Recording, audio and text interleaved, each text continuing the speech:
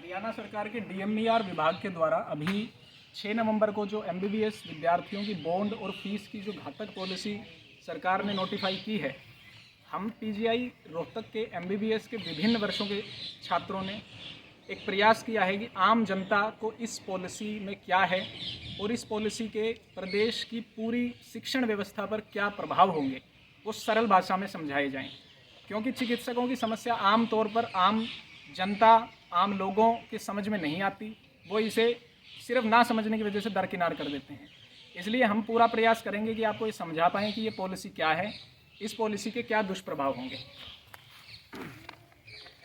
जैसा कि आप सभी ने देखा होगा, 6 नवंबर को नोटिफिकेशन जारी हुआ था डीएमईआर की तरफ से।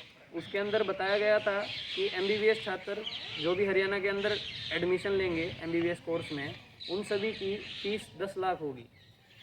ये इसको लोन का नाम दे रहे हैं, बस ये एक किस्म से फ़ीस ही है। पहले फ़ीस होती थी 52,070 रुपये हर साल के लिए। अभी इन्होंने 20 गुना बढ़ाकर इसको 10 लाख कर दिया है। सरकार ने दो चीज़ें रखी हैं 10 लाख रुपए हर साल स्टूडेंट को देने होंगे। ये दो तरीके से हो सकता है, या तो सरकार से, सरकारी बैंक से सरकार लोन दे दे स्टूडेंट को और फिर वो 7 साल तक बॉन्ड के तरह से नौकरी करे और 7 साल में सरकार उसकी ये पेमेंट चुका दे। दूसरा तरीका ये है कि कैंडिडेट खुद के हिसाब से सारा खुद बॉन्ड भरे 70 लाख रुपए का, तो 40 लाख रुपए का जो बन जाएगा, 7 साल नौकरी या 7 साल नौकरी करे। तो ये किस्म से सरकार की तरफ से बच्चों के मुंह पे तमाचा और उनके सपनों पर लात है।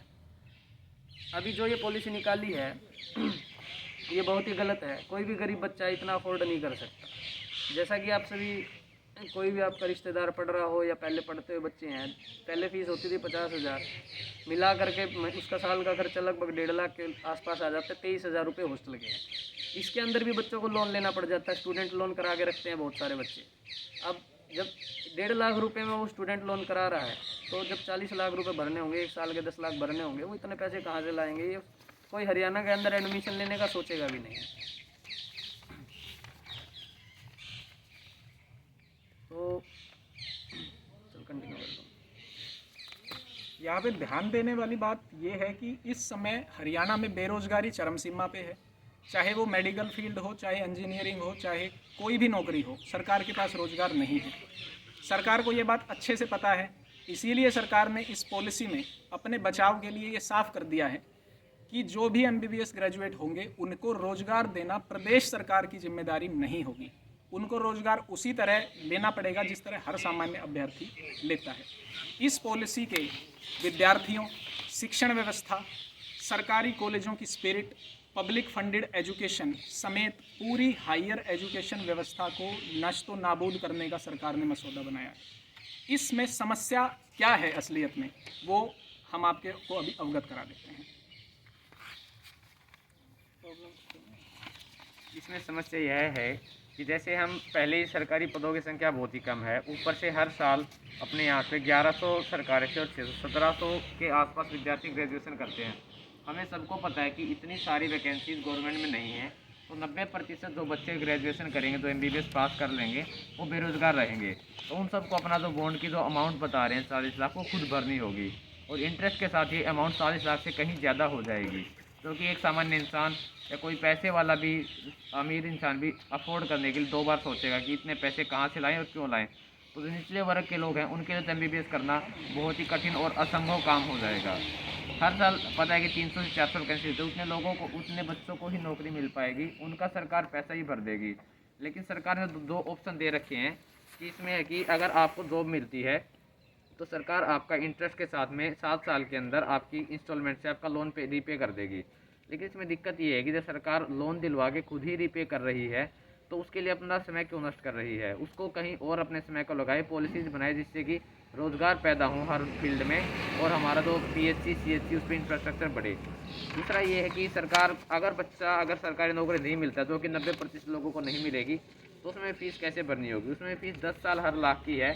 उसमें से जो आपकी हर साल फ़ीस है उसमें 10% इंक्रीमेंट दिया गया है। जैसे कि आपको फर्स्ट ईयर के लिए 80,000 पे करनी है, सेकंड ईयर के लिए 10% इंक्रीमेंट 88,000, थर्ड ईयर के लिए आपको 96,800, फिर आपको 4th ईयर के लिए 1,06,480 रुपये, टोटल आपको 4 साल में 3,71,280 रुपये फीस भरनी है। अगर आपको नौकरी नहीं मिली तो आपको इसके साथ साथ अगले 7 सालों में हरियाणा सरकार में नौकरी करते हुए 36,28,720 का principal amount plus interest rate भरनी होगी, जो कि बहुत ही ज़्यादा है। तो मैं मानता हूँ कि ये पॉलिसी आम जनता के लिए, सबके लिए बहुत ही हानिकारक है। इससे आम इंसान MBBS करने के बारे में नहीं सोच सकता है। MBBS करने वाले जो माँ बाप अपने बच्चों को डॉक्टर बनाना चाहते हैं, उनके सपनों के ऊपर ये बहुत ही तमाचा मारा गया है ज़्यादा, और ये सरकार को अपनी पॉलिसी वापस ले लेनी चाहिए। ये जो पॉलिसी आई है इसमें अब जिन बच्चों के अच्छे मार्क्स आए हैं 600, 640, 650, जो अच्छे रैंक वाले बच्चे हैं वो लोग हरियाणा में एडमिशन लेने के लिए सोचेंगे भी नहीं, क्योंकि उनको पता है कि 40 लाख रुपए उनको भरने पड़ सकते हैं। साथ में सरकार नौकरी की कोई गारंटी नहीं दे रही है। तो हमें सरकार से ये पूछना चाहिए कि अगर आगे सरकार नौकरी नहीं दे पाएगी तो जो भी बच्चे मध्यम परिवार से आएंगे तो उनके लिए पैसे कौन भरेगा, या वो कैसे पैसे भर पाएंगे आगे के लिए।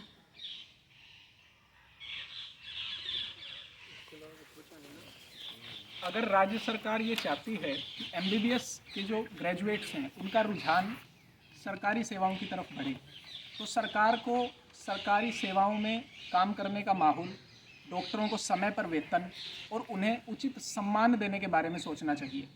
दूसरा, यदि राज्य सरकार के पास सरकारी सेवाओं में डॉक्टरों की इतनी कमी है तो एक सर्विस बॉन्ड की न्यायोचित व्यवस्था की जा सकती है, जिसमें सरकारी कॉलेजों में पढ़ने वाले विद्यार्थियों को एक निश्चित अवधि के लिए सरकार के जिला अस्पताल अथवा CHCs, PHCs में 1 या 2 वर्ष के समय के लिए सेवाएं देनी होंगी।